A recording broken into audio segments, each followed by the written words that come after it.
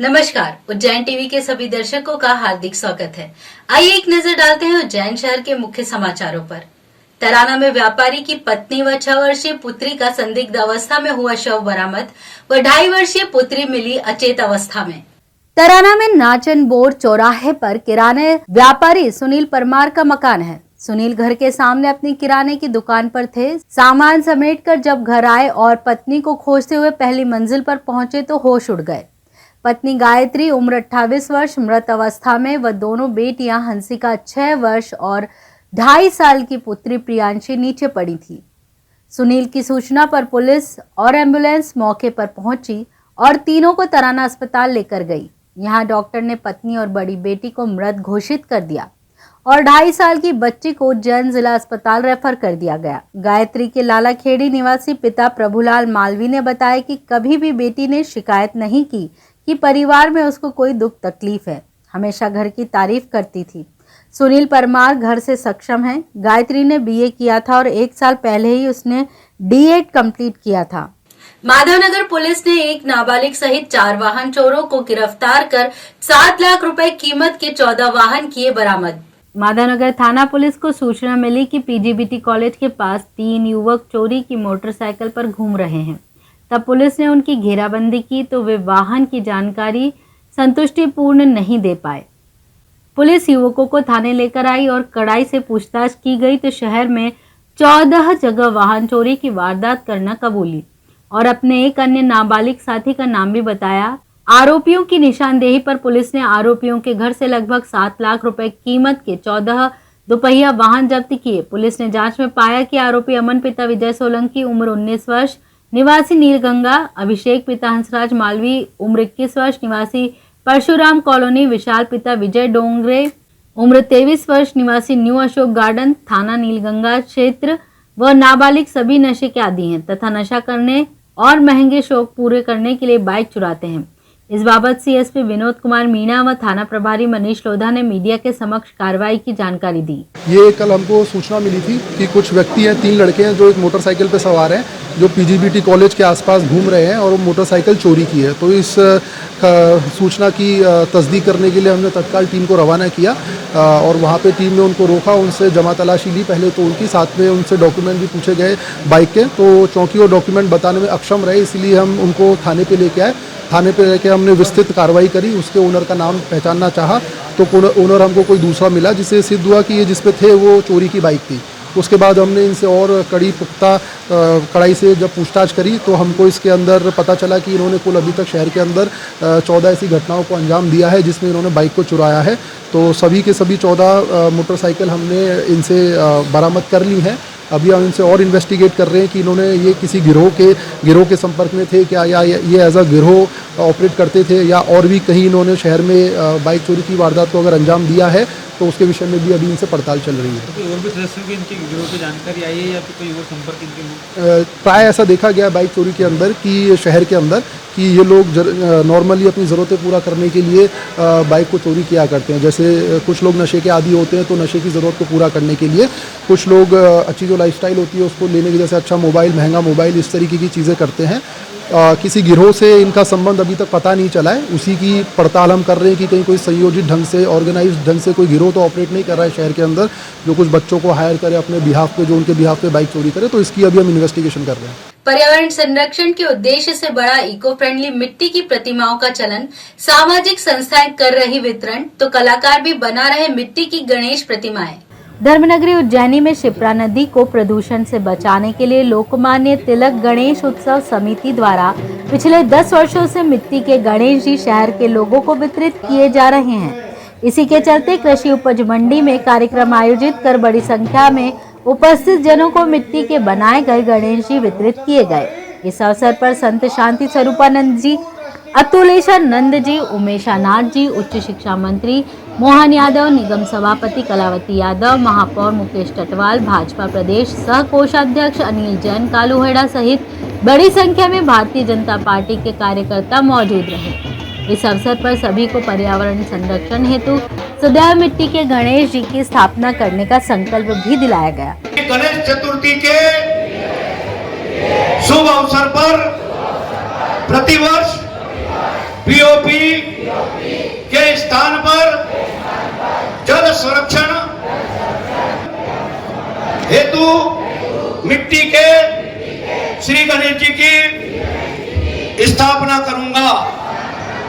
मैं मेरे परिवार, समाज, सामाजिक एवं सारोकार से जुड़े अभियान को घर घर तक पहुंचाने में सहभागी रहूंगा। इसी तरह वल्लभनगर निवासी हरीश तिवारी भी विगत 19 वर्षों से शिप्रा नदी की मिट्टी लाते हैं और स्वयं उस मिट्टी से गणेश प्रतिमा बनाने का कार्य घर पर ही करते हैं। हर वर्ष की तरह इस वर्ष भी उन्होंने शिप्रा की मिट्टी से 3 फुट की मूर्तियां बनाई हैं। इस वर्ष उन्होंने भगवान गणेश की मूर्ति का निर्माण कर अपने ही कॉलोनी में मूर्ति की स्थापना की है, जिससे कॉलोनी के समस्त रहवासी काफी उत्साहित हैं। हरीश बताते हैं कि उन्हें बचपन से ही मूर्ति बनाने का शौक रहा है और वह विगत कई वर्षों से गणेश प्रतिमा का घर पर ही निर्माण करते हैं व पूजन करते हैं। गौरतलब है कि हरीश तिवारी एक उम्दा गायक भी हैं। वे अपनी सुरीली आवाज से मोहम्मद रफी के कार्यक्रमों में प्रस्तुति देकर श्रोताओं का मन मोह लेते हैं। मैंने सोचा हम मूर्ति शिप्रा की मिट्टी से बनाकर मूर्ति और घर पे विराजमान करें। फिर कुछ दिन घर पे विराजमान किया कुछ सालों तक, फिर अब कॉलोनी में एक बड़ी मूर्ति बनाता हूँ और कॉलोनी में बैठाते हैं, तो सभी लोग कॉलोनी के बड़े खुश होते हैं, बड़ा उत्साह का माहौल होता है। पिछले कितने वर्षों से आप पिछले करीब 19 सालों से बना रहा हूँ मैं। इसमें कितना समय आपको लगता है? ये करीब 15 से 20 दिन लगते हैं एक मूर्ति को बनाने में। हाँ, हमारे कॉलोनी के कुछ लोग सहयोग करते हैं और मेरी वाइफ और मेरा बेटा अथर्व और उर्वी, ये लोग भी मेरी सहायता करते हैं। मत पुत्र ने पैसों को लेकर पिता और बहू पर किया चाकुओं से हमला, बहू पर किए चाकुओं से 4 वार। तहसील महिदपुर रामलीला मैदान निवासी मोइनुद्दीन के साथ बड़े बेटे नौशाद खान ने रुपयों की मांग को लेकर मारपीट की। तब उनका छोटा बेटा जाहिद पिता को लेकर एफआईआर कराने थाने पर गया। इसी बीच उनकी पत्नी शमा घर पर बच्चों के साथ अकेली थी। तभी नौशाद ने शमा के साथ मारपीट की एवं चाकू मारे, जिसमें शमा के हाथ, पैर, पीठ पर और गले में चाकू लगे हैं एवं नौशाद ने उनके बच्चों को भी मारने की धमकी दी। ये मेरे घर के मेरे हस्बैंड जो है उनको मेरे ससुर को लेके गए थाने पे, तो वहाँ पे वो कार्रवाई उनकी एफआईआर करवाई और उसके बाद में वो वहाँ पुलिस वाले नहीं आए। फिर 10 बजे 10 साढ़े 10 बजे मेरे को ऊपर हमला करा। कोई भी नहीं था घर पे, तो मेरे बच्चों को मारने की धमकी देता, मुझे पैसे कौड़ी मांगता है, पैसे कौड़ी नहीं देते तो ऐसा करता है।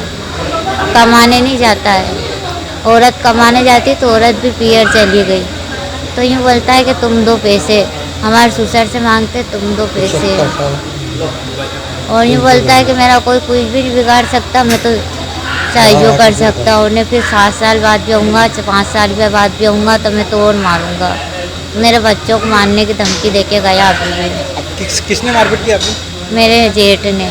जेठ का जी का नाम बताइए। नौशाद। और किसके साथ मारपीट की थी? ससुर के साथ। ससुर जी का नाम? मोइनुद्दीन। बहन के भाग जाने से आक्रोशित भाई पर भगा ले जाने वाले युवक के परिजनों ने किया जानलेवा हमला, होटल में छिपकर बचाई जान। ग्राम टेड़िया काकड़ निवासी सोनू मेवाड़, पिता मोहनलाल मेवाड़ उम्र 28 वर्ष की बहन 18 वर्षीय सपना को घर के सामने ही रहने वाला नरेंद्र चौधरी रात के 3 बजे अपने साथ ले गया, जिससे आक्रोशित सोनू ने नरेंद्र चौधरी के घर जाकर हल्ला किया। उसके बाद मौका पाकर जब सोनू मेघदूत होटल के पास खड़ा हुआ, तभी एक साथ 20 से 22 लोगों ने उस पर हमला किया और उसके साथ मारपीट की। उसकी मोटरसाइकिल भी तोड़ दी। हमला होता देख सोनू पास की होटल में जाकर छुप गया। तभी सूचना पर नानाखेड़ा थाना पुलिस ने पहुंचकर आरोपी मनोज चौधरी, गोलू, चंदन, मोतीराम, शेखर, विशाल, अजय एवं अन्य के खिलाफ केस दर्ज किया। घायल सोनू का उपचार अभी जिला अस्पताल में जारी है। सर, मेरी बहन को भगा के ले गया नरेंद्र चौधरी 30 तारीख की रात को 3:30 बजे। उसके बाद सुबह हमने रिपोर्ट करी नानाखेड़ा थाने पे। उसके बाद मैं 5 बजे उनके घर पे गया, चिल्ला चोट करी, तो उनने कम से कम 20 से 25 जनों ने मेरे को मेघदूत होटल पर घेर लिया, जिसमें से सर मनोज चौधरी, शेखर, गोलू, 2 गोलू है सर। उसके बाद में चंदन, और अन्य साथी है जिन्होंने मेरे को मेघदूत होटल पर सर बहुत मारा और मेरे को जान से मार देते। उसके बाद मैं एक होटल में छुपा। उसके बाद मेरे को नानाखेड़ा पुलिस लेके आई वहाँ से। यहाँ पर मैंने FIR दर्ज करवाई है और वहाँ से मेरे को सिविल हॉस्पिटल भर्ती कराया गया सर। स्वैच्छिक सेवा निवृत्ति लेकर राजनीतिक पार्टी का गठन कर जनता के अधिकारों की लड़ाई लड़ने का मन बनाया पूर्व IAS अधिकारी ने प्रेस वार्ता कर दी जानकारी। डॉक्टर वरद मूर्ति मिश्र ने कहा कि प्रदेश की जनता प्रमुख राजनीतिक दलों से त्रस्त हो चुकी है, अतः हमने एक ऐसी राजनीतिक पार्टी का गठन किया है जो पार्टी की नहीं अपितु जनता की गाइडलाइन पर कार्य करेगी और विगत और वर्तमान सरकारों ने जनता से जुड़े मूल मुद्दों पर कोई कार्य नहीं किया है, अतः प्रदेश में जनता से जुड़े एक राजनीतिक दल की सख्त आवश्यकता है। देखिए, मध्य प्रदेश में जो अव्यवस्था है पिछले 10-15 वर्षों से 20 वर्षों से, वो सब आप वाकिफ़ हैं। उस अव्यवस्था से जनता को थोड़ी मोड़ी राहत मिले, इसके लिए एक तीसरा विकल्प, क्योंकि मेरा जो आकलन है वो आकलन ये है कि जनता जो है दोनों दलों से परेशान है, उनको एक तीसरा विकल्प चाहिए और इस विकल्प को पैदा करने के लिए, विकल्प को बनाने के लिए मैं एक नए राजनीतिक दल के साथ आया हूँ। और इसका जो उद्देश्य है वो केवल एक है, इस राजनीतिक दल जो काम करेगा वो केवल इस आधार पे काम करेगा कि हम नागरिक सेंट्रिक होकर काम करना चाहते हैं। सरकारें सामान्यतः बहुत सारा जैसे उनको पार्टी लाइन पर भी काम करना होते हैं, हाई कमाने भी होती हैं, लेकिन मेरा कहना है कि मध्य प्रदेश में हमारी पार्टी जो है, जो जनता से जुड़े मुद्दे हैं जो मैं समय समय पर अलग अलग ज़िलों में उठाता रहा हूँ, हम उन्हीं मुद्दों पे काम करेंगे। और हमारा मुख्य जो काम है वो ये है कि जनता को प्रजा के बजाय उसको नागरिक बना दिया जाए। प्रजा जो है वो राजा की दया कृपा से सब कुछ पाती है, जबकि नागरिक जो है वो उसके नागरिक होने के अधिकार से सब कुछ पाता है। तो मैं ये चाहता हूँ कि वो नागरिक होने के अधिकार से सब कुछ पाए। सर, राजनीति ही क्यों सर, कोई दूसरे प्लेटफॉर्म पर भी आप काम कर सकते हैं, राजनीति क्यों चुना है? देखिए, अभी जो कुछ भी अभी मतलब हमारे समाज में जिस तरह से पूरा समाज जिस तरह गतिशील है, उसमें 85-90% जो गतिविधियां हैं वो ऐसी हैं कि जो राजनीति से प्रत्यक्ष या अप्रत्यक्ष रूप से संचालित हैं। इसलिए अभी समाज सेवा जैसे किसी क्षेत्र में जाना शायद उतना बेहतर नहीं होगा। अगर हम कोई आमूलचूल परिवर्तन करना चाहते हैं तो हमें राजनीति ही एकमात्र उसका मतलब जिसको कहते हैं विकल्प है। प्लास्टर गिरने के बाद कांग्रेस ने शासकीय दौलतगंज स्कूल का किया निरीक्षण। भवन निर्माण में विसंगति को लेकर FIR दर्ज करने की मांग। मालीपुरा स्थित शासकीय शालिग्राम तोमर उच्चतर माध्यमिक दौलतगंज परिसर में संचालित शासकीय माध्यमिक विद्यालय दौलतगंज स्कूल की यह घटना है। यहाँ के जिस कमरे में कक्षा 8वीं का संचालन किया जा रहा था, वहाँ अचानक पंखे के ऊपर के हिस्से का बड़ा मलबा टेबल कुर्सियों पर गिरा। इस वक्त कक्षा के 40 विद्यार्थी स्कूल परिसर में बाहर प्रार्थना कर रहे थे। बुधवार को शहर कांग्रेस पदाधिकारी व कांग्रेस का पार्षद दल स्कूल पहुंचा और कहा कि वर्ष 2007 के निर्माणाधीन इस भवन में भ्रष्टाचार हुआ। इसी का नतीजा प्लास्टर गिरने के रूप में सामने आया। लिहाजा कांग्रेसियों ने भ्रष्टाचार में लिप्त अधिकारी और ठेकेदार पर प्रकरण दर्ज करवाने सहित अन्य कार्यवाही की मांग की। इस दौरान कांग्रेस शहर अध्यक्ष रवि भदौरिया, पार्षद रवि राय, राजेंद्र कुवाल, नाजिया बी, माया त्रिवेदी आदि शामिल थे। इस बाबत शहर अध्यक्ष रवि भदौरिया ने बताया, शहर कांग्रेस कमेटी के नेतृत्व में सभी नेता प्रतिपक्ष, उपनेता, सचेतक और सारे पार्षदगण यहाँ पर दौलतगंज स्कूल में आए हैं और यहाँ मिडिल क्लास जहाँ लगती है वहाँ हमने जाके देखा कि छत जो है पूरी टूटी हुई थी, उसमें नीचे पूरा मटेरियल पड़ा हुआ था। अगर चलते में क्लास चलते में अगर ये छत गिर जाती तो कितना बड़ा हादसा होता, बच्चे कोई क्षति भी हो सकती थी। ये जिन लोगों ने आज इसको, शायद मैंने बता रहे हैं सभी लोग 14-15 साल हो गए हैं। 15 साल में बिल्डिंग की स्थिति नहीं रहती है, 40-40, 50-50 साल बिल्डिंग चलती हैं, लेकिन हम देख रहे हैं कि 12-14 साल में ये बिल्डिंग की हालत है। अब आपने देखा अंदर कितनी सीट थी, उस सीट के अंदर बच्चे पढ़ रहे थे। स्कूल वालों का कहना है कि वाटर हार्वेस्टिंग सिस्टम खराब हो चुका है, तो छत पर पानी आता है। तो जब पानी आ रहा था, तो जब पानी टपक रहा होगा या सीट में बच्चे बैठ रहे होंगे, जब इसकी शिकायत क्यों नहीं की?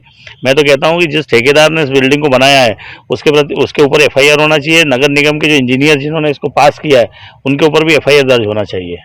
तो ये थे उज्जैन शहर के मुख्य समाचार। ऐसे ही ताजा खबरों के लिए देखते रहिए उज्जैन टीवी। उज्जैन टीवी का YouTube चैनल लाइक और सब्सक्राइब करना ना भूलें। नमस्कार।